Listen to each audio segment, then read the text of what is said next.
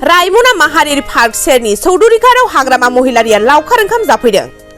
रायमना माहारियारि पार्क सेरनि चौधुरीघाटआव बीपीएफ दोलोनि लावखार ओंखाम जानाय हाबाफारि इं 2024 गोदान बोसोरखौ बरायनायनि थांखिजों गसाइगाव महकुमानि सिङाव थानाय रायमना माहारियारि पार्क सेरनि चौधुरीघाट संकस दैसा सेराव बीपीएफ दोलोनि मोनसे लावखार ओंखाम जानाय हाबाफारि खुंफुंनाय जायो।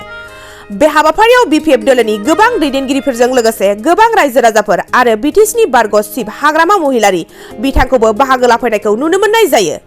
मख'नो गोनांदि बे लावखार ओंखाम जानाय हाबाफारिनि गेजेरजों बीपीएफ दोलोखौ मोजां मोननानै गुबुन गुबुन दोलोनिफ्राय जयनिं हाबाफारिखौबो नुनो मोननाय जायो।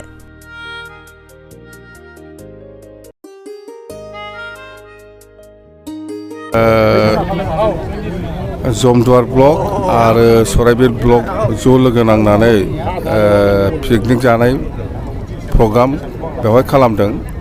बेवहाय आंखौबो लिंहरदों आरो आङो बिथांमोनजों एखेलगे बे पिकनिकआव नुजाफानो हानानै गोसोखौ जोबोद गोजोननाय मोनदों आरो बिथांमोनहा 10-20 जनसो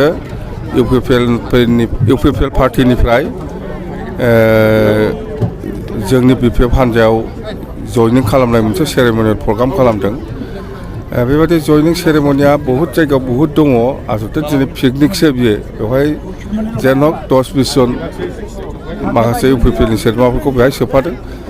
दा हयथे जोंनि बीपीएफ हान्जा हिसाबै फैगौ समफ्राव जोङो जयैनो मावलांनां गासिबो जाथि जनगोष्ठीखौ लानानै जयैनो मावलांनांगौ होननानै जोङो बेहाय जयैनो सावरायदों आरो जोंनि थांखिया बेनो जे जायगायाव सान्थि लाखिनाय, जायगायाव खौसेथि लाखिनाय आरो जायगानि उन्नति लाखिनाय बेनो जोंनि बीपीएफ हान्जानि आसल आदर्श। बे आदर्श आरो नीतिखौ लानानै जों बयबो मावलांनांगोन होनलायनानै जों बेवहाय जयैनो ओंखाम जानायनि सिगां बेखौ मोनसे सावरायमेल हिसाबै जोङो सावरायदों। बाखि जेबो गैया। फैगौ समाव जाहाथे बिटिसिनि गासिबो जाथि जनगोष्ठीया जयैनो थालायनो हायो, खौसेयै थालायनो हायो, बा जायगायाव उन्नति खालामनो हायो, बा जायगायाव सान्थि लाबोनो हायो। बेनि थाखायबो जोङो बोरै बोरै खामानि मावनांगौ बेनि सायावबो जों सावरायदों। बेखिनिखौ नोंथांमोनजों लोगोसे बे ओनसोलाव नुनो मोन्दों गोबां पिकनिक जानो रायजो राजाफोर फैदों। मा बुंनो सानो? बियो पिकनिक स्पट। गोबां गुबुन गुबुन जायगानिफ्राय गोबां मानसि पिकनिक जानो फैदों। बयबो पिकनिक जाग्राफोरनिसिम आंनि बोसोर गोदाननि अननाय, मोजां मोननाय आरो सिबिनायखौ बावहरबाय। बयनिबो गोसोआव गोसोनि जिथु उद्देश्य बियो फिउचाराव जाहाथे जाफुंसार होनो हायो बेनि थाखाय आङो इसोरनाव आर'ज गाबबाय। दिनै बीपीएफ दोलोआ बे जोंनि बे चौधुरीघाट जोंनि खेराइ खुंग्रा बाथौ धोरोमनि खेराइ खुंग्रा बेवहाय लावखार ओंखाम जानाय मोनसे हाबाफारि लादों। बेवहाय स्पेसियेलि जोंनि गसाइगाव जिल्लानि ब्लक कमिटिफोर दं। सराइबिल, जमदुवार, कुसुगाव आरो गुमा, श्रीरामपुर बेनिफ्राय जोंनि पार्टि वार्कारफोर फैदों आरो रायजो राजाफोर फैदों आरो जयैनो जों बेवहाय पिकनिक जालायदों आरो हामलायथि होलायदों जाहाथे बोसोर गोदाना मोजाङै मोजां बारग'लाङो।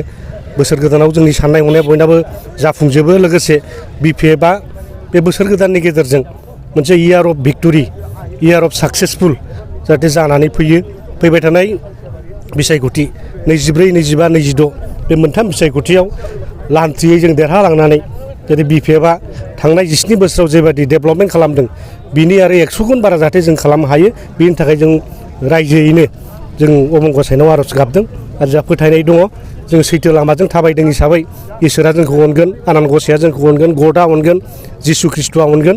जोंहा बिसास दं। दा बेबायदिनो जों मोनसे गेट टुगेदार हाबाफारि लानाय जादों। दाखालि मोनाबिलियावहाय एनएलएफबिआ हरनि समाव केम्पनिफ्राय होखारजादों पुलिस प्रशासनजों। सारा बिनि सायाव माबाफोर बुंगोन? बेथ' माने दुखु गोनां बाथ्रा। बिदि हर गेजेराव बिदि केम्पफोरखौ उठायनाया बे बेआइनि जादों।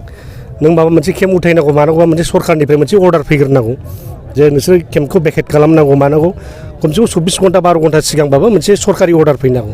नाथाय बिदि खालामाजासे बिथांमोनखौ बिदि होखारनाया माने बेआइनि आरो खुब दुर्भाग्यजनक आं बुंगोन।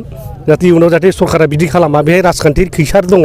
बिथांमोनखौ खोनादों साननैसो सिगाङाव माखासे राजखान्थि लिडारफ्रा रायलायलांबाय थादोंमोन। दा बेवहाय बिथांमोना डिनाय खालामनायनि बेबायदि मोनसे रिएक्सनखौ खालामदों। आं बे दैदेनगिरि बिथांमोनखौ खावलायगोन जाहाथे बेबादि खालामा। जाहाथे जाथिनि थाखाय बयबो मावो NLA बिया मोनसे उद्देश्य लानानै थांदों बेखौ सरकारि लेभेल हिसाबै ट्रिपार्टाइट टक बाइपार्टाइट टक बेफोरनि गेजेरजों बिथांमोननि समस्याखौ नेगसियेट खालामनांगौ बेखौसो आं बिथांमोनखौ खावलायगोन